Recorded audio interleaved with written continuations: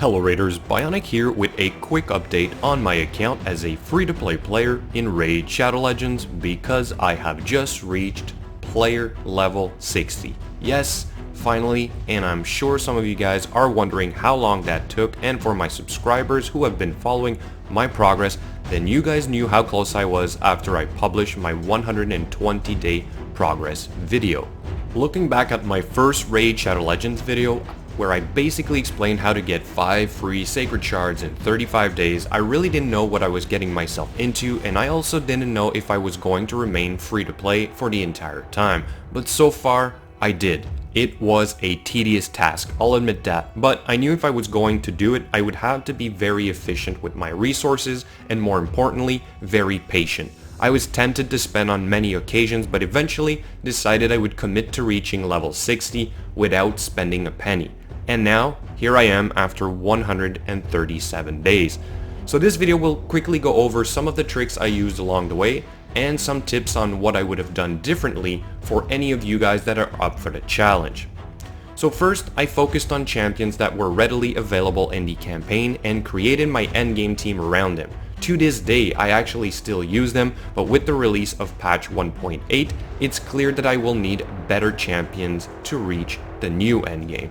Secondly, I did pull some very good champions early on, namely Crimson Helm in my first few Ancient Shards, and eventually 3 Cold Hearts. Yep, 3 of them. So even though I am free to play, that did not mean I wasn't going to use any good champions I summoned. On the flip side though, I have about 14 different epics, and I only used one of them and a handful of rares to get to player level 60. And in case some of you guys don't know it, I still do not have a legendary after 4.5 months.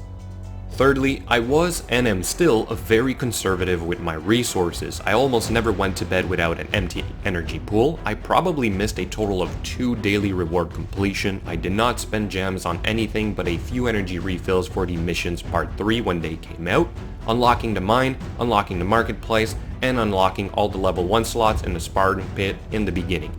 Plus, I always used my silver, the shards, and upgraded my champions during their respective events.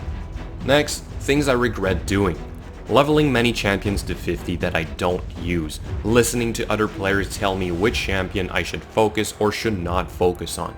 Not understanding the importance of buffs and debuffs early on. And finally, thinking I needed epic or legendary champions to reach the end game.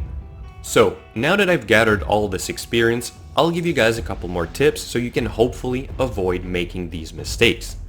1.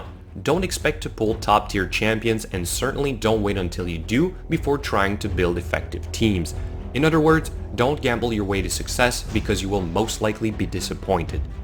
2. In the beginning, focus on AoE attack champions, such as your starter champion, Sniper, Sister Militant, and Saurus, and then focus on getting champions that provide important buffs and debuffs such as Spirit Host and War Maiden.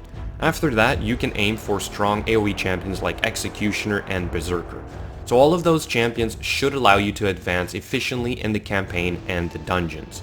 3. Definitely focus on the missions, quests, challenges, and events because they give a ton of free resources. In fact, after 137 days, I am still working on the missions and now about halfway done part 4. 4. Although it might be harder in the beginning, try to always keep a good number of shards, brews, silver, potions, and gems saved up because you never know when you will need a large amount to complete an event, or like we have right now, a fusion. And 5. I also strongly suggest that you build a brutal farmer that can also be used in the arena and against a clan boss, especially in the beginning. In fact, at one point I had 3 of my arena champions on my clan boss team as well, where I was effectively competing in gold tier 4 and hitting the hard clan boss for 8 to 9 million per key. So that's it guys, a quick update on my progress as a free-to-play player in Raid with a couple more tips. So what's next for me? Well, for now I'm happy to say that I have finally started spending my gems on energy refills because I have the maximum energy pool, and since I have enough resources saved up, I should be able to get my first legendary through the fusion of Foley.